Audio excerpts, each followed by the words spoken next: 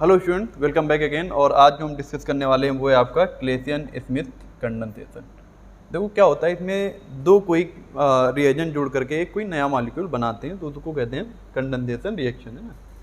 क्लेसियन Smith condensation की अगर बात कर लें तो इसमें क्या होता है, एक कोई, इसमें अगर आप लिखना चाहें तो लिख लीजिएगा, एक कोई एरोमेटिक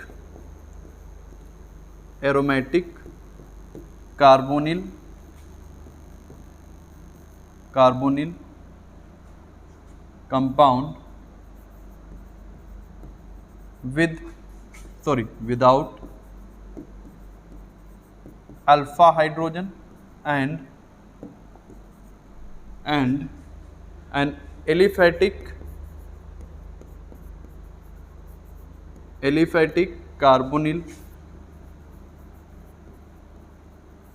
carbonyl compound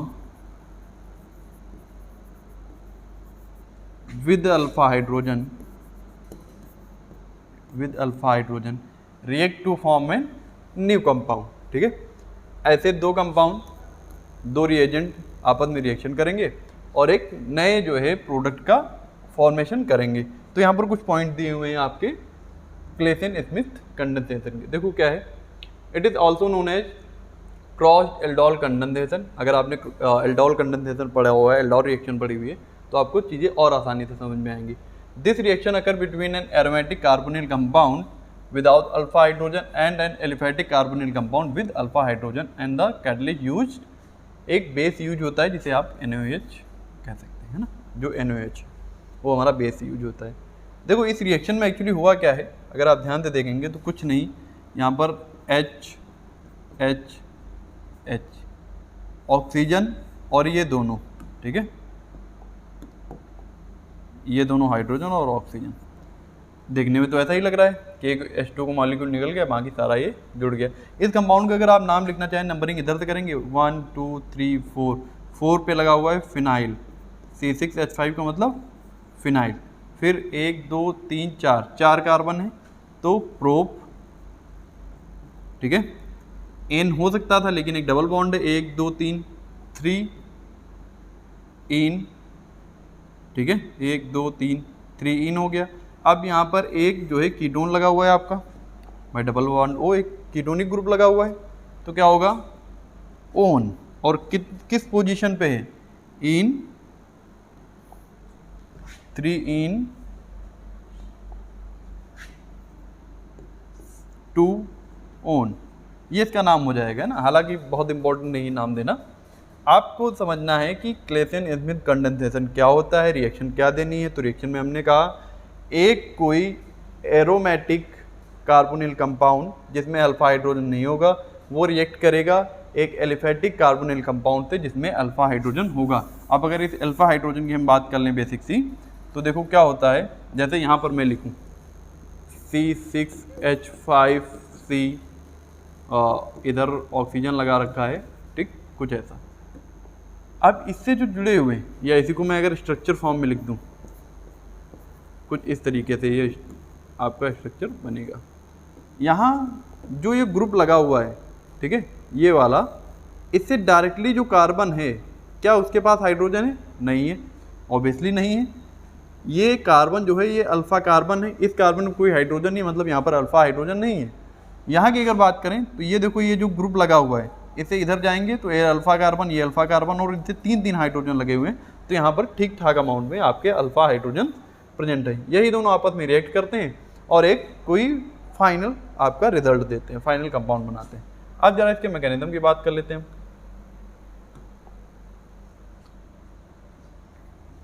तो रिएक्शन क्या थी, सबसे पहले रिएक्शन लिखेंगे। रिएक्शन में क्या था हमारा, एक कोई एरोमेटिक, इस बार हाइड्रोजन में नीचे बना रहा हूँ, ऊपर जगह नहीं है, aromatic carbonyl compound without alpha hydrogen, और दूसरा हमारा यूज होगा aliphatic carbonyl compound with alpha hydrogen. ये एसीटोन है, आपने पीछे देखा भी होगा, एसीटोन है, ठीक है, देखना चाहो देख, एसीटोन है, और वो आपका बेंजल्डिहाइड। ये दोनों आपस में रिएक्ट करेंगे, किसकी प्रेजेंस में, NaOH की प्रेजेंस में H2O का मॉलिक्यूल निकलेगा, ठीक है। कैसे, तो एक ऑक्सीजन इधर और 2 हाइड्रोजन यहाँ से, 2 हाइड्रोजन, वहाँ पर 3 दिखा रहा हूँ मैं, लेकिन 2 हाइड्रोजन सिर्फ निकलेंगे।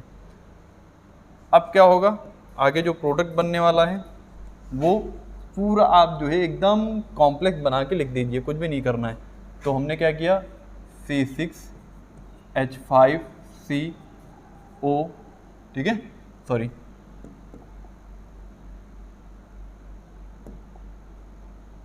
H, और फिर आगे क्या जुड़ गया, C, फिर H, इनके बीच में डबल बॉन्ड, देखो यहाँ पर डबल बॉन्ड है, सीधे किससे जुड़ा है, कार्बन से, फिर COCH3। कंफ्यूज नहीं होना कि मैंने ऑक्सीजन नीचे की तरफ लगा दिया, भाई ऊपर जगह नहीं है इसलिए मैंने नीचे की तरफ लगाया, ठीक है। आप हेडिंग लगाएंगे आप मैकेनिज्म,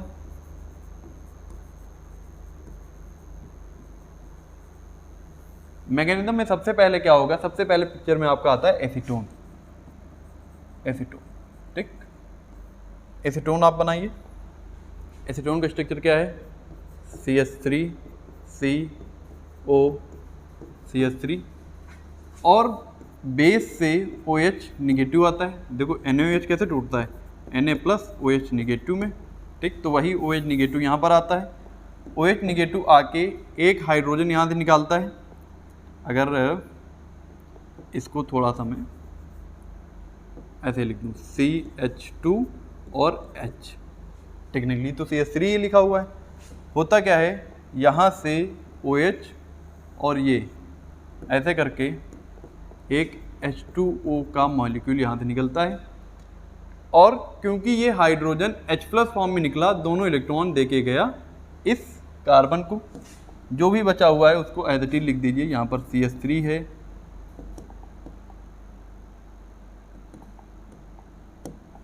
CH3, CO, CH2, और इस CH2 पे चार्ज आएगा नेगेटिव, क्योंकि इसने हाइड्रोजन वाले दोनों इलेक्ट्रॉन अपने ऊपर रख लिए। इसे बोलते हैं इनोलेट आयन, इनोलेट आयन, ठीक। आपका मन है लिख दीजिए, नहीं तो कोई दिक्कत नहीं है वैसी। अब पिक्चर में आपका आता है ये वाला, ये compound, carbonyl compound, sorry aromatic carbonyl compound without alpha hydrogen, तो आप इसे लिखिए C6H5। C6H5 का मतलब समझ रहे हो ना, ये एक carbonyl group sorry phenyl group लगा हुआ है, एक बेंजीन लगी हुई है नीचे, कुछ इस तरीके से, ऐसे COH, इस तरीके का कंपाउंड है वो, ठीक है, COH, ये हो गया। अब देखो क्या होगा, अगर वहाँ पर थोड़ा गौर से देखूँ तो ये वाला ऑक्सीजन ज़्यादा इलेक्ट्रोनिगेटिव चार्ज बेयर करेगा, निगेटिव, इस के ऊपर चार्ज आएगा पॉजिटिव, यहाँ पर चार्ज कौन सा है, निगेटिव, निगेटिव पॉजिटिव, बढ़िया सा एक कॉम्प्लेक्स फॉर्म करेंगे। जब ये कॉम्प्लेक्स फॉर्म करेंगे तो देखो जरा क्या बनेगा, मैं इसको नीचे की तरफ लिख रहा हूँ, पूरा कॉम्प्लेक्स आप बना दीजिए, इंटायर कॉम्प्लेक्स। मैं आधे को रेड और ये वाले को ब्लैक, इसको रेड से बनाता हूँ। तो क्या है इधर, इधर है आपका CH3C, और इधर से ले लेता हूँ थोड़ा सा, CH3C double bond O, CH2, ठीक। CH2 किससे सीधे जुड़ गया, तो इस वाले कार्बन से आप लिखिए C, ऊपर की तरफ क्या है, O निगेटिव है, ठीक है, नीचे की तरफ मैं H कर रहा हूँ, और आगे की तरफ C6H5, ये जो H है इसको मैंने नीचे की तरफ कर दिया, ये एक पूरा कॉम्प्लेक्स बन के आ गया, ठीक है। अभी भी देखो तो O पे निगेटिव चार्ज है, यहाँ पर देखो, इस निगेटिव चार्ज को हमें हटाना है, ठीक।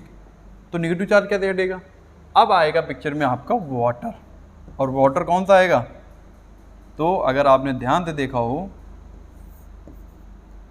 H2O, ये दोनों इलेक्ट्रॉन अपनी तरफ खींच के निगेटिव फॉर्म में जाएगा, OH निगेटिव, हमने एक OH यहाँ पर यूज करा हुआ है, ये अपना निकल गया, Na के साथ में फिर से जुड़ जाएगा। यहाँ ये H+ सीधे जाके आपका जुड़ेगा जहाँ पर निगेटिव चार्ज है। इस अगर H+ की बात करें, इस पे चार्ज कौन सा है, प्लस, और ये H+ सीधे जाके जुड़ेगा यहाँ पर जुड़ेगा, तो एक आपका एल्डोल बनाएगा। देखो क्या बनाएगा,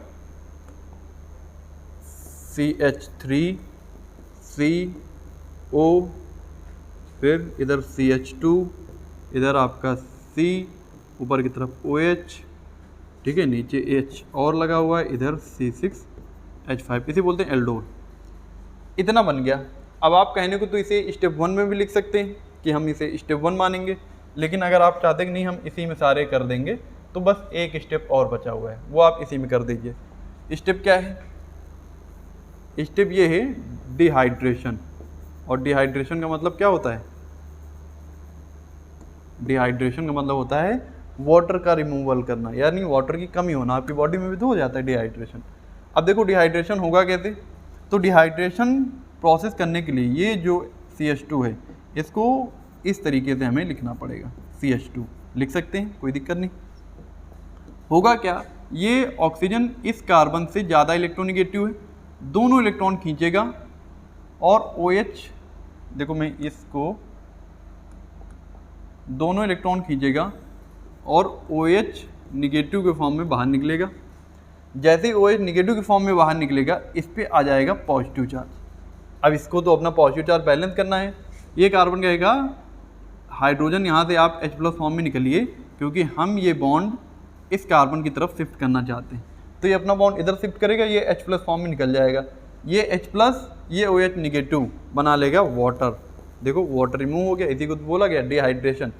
बाकी जो जैसा है उसको उसी तरीके से लिख दीजिए। क्या है?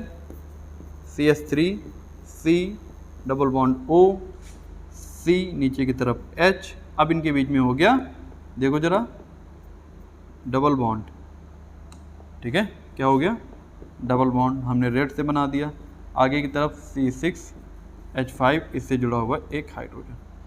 तो जो चीज़ हमने रिएक्शन में देखी थी कि हमें ये चीज़ मिलनी चाहिए, ठीक है, यहाँ पर देखो हमें क्या मिलना चाहिए? हमें C6H5 मिलना चाहिए। तो देखो जरा, C6H5, C6H5, फिर C से H, C से H, फिर C से H के बाद में डबल बॉन्ड है, तो यहाँ देखो डबल बॉन्ड है। फिर आगे CH है, फिर यहाँ पर CH है, फिर आगे C से O जुड़ा हुआ है, C से देखो O जुड़ा हुआ है, और आगे एक CH3 है, वहाँ भी एक आपको CH3 मिल गया। तो इससे प्रूव होता है कि हाँ मैकेनिज्म तो ठीक ठाक है। निकला क्या रिएक्शन में? निकला वाटर का एक मॉलिक्यूल। तो हमने कहा ये देखो यहाँ एक वाटर का मॉलिक्यूल आपका निकल चुका है। तो ये हो गया यहाँ से कंप्लीट मैकेनिज्म का आपका, कंप्लीट मैकेनिज्म आपका क्लेसियन स्मिथ कंडेंसेशन का। और यहाँ से हमारी 5th यूनिट भी खत्म होती है। मैं ट्राई करूँगा कि मैं अगली यूनिट भी बना पाऊँ, देखते हैं। ठीक है, बाकी यहाँ तक पढ़िए। All the very best for the exam. Thank you.